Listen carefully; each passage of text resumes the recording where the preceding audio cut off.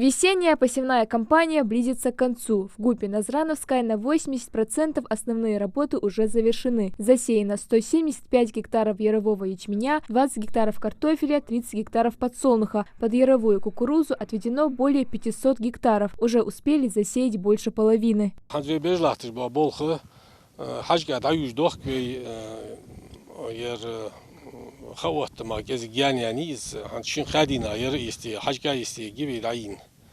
Так, сдаич кезики уасра дохол, что ряда штекли бог бече основной был жести долой.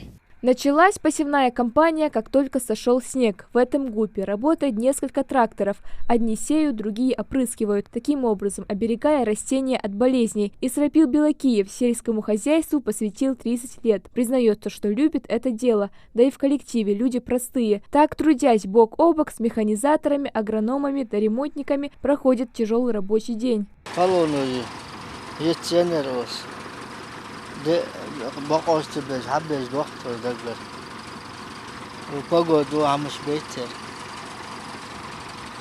تهم تسات حشكش مسني خيين يحسب دقر ضحكش دكتور دايوجي تواجه الموقتول. Всего под яровые здесь отведено 922 гектара. Используются семена элитных сортов. Также проводится дополнительная подкормка посевов удобрениями. Посажен картофель, поле чистое, обработали уже.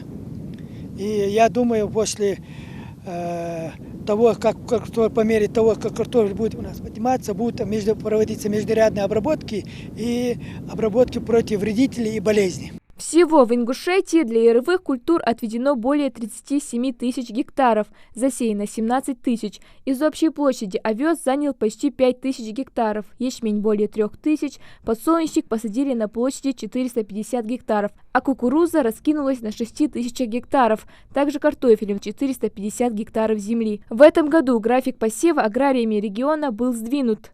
Мы продлили посевные работы до 10 июня. В связи с дождями. Поэтому нам приходится буквально вырывать эти дни, посевные дни, вырывать. Погодные условия не позволяют нам, что мы проводили эти весенние полевые работы. В прошлом году с яровых культур удалось собрать больше 24 тысяч тонн урожая. В этом году аграрии не загадывают, но все же надеются собрать чуть больше. Малика Измайлова, Джамалил Султыгов, Новости 24.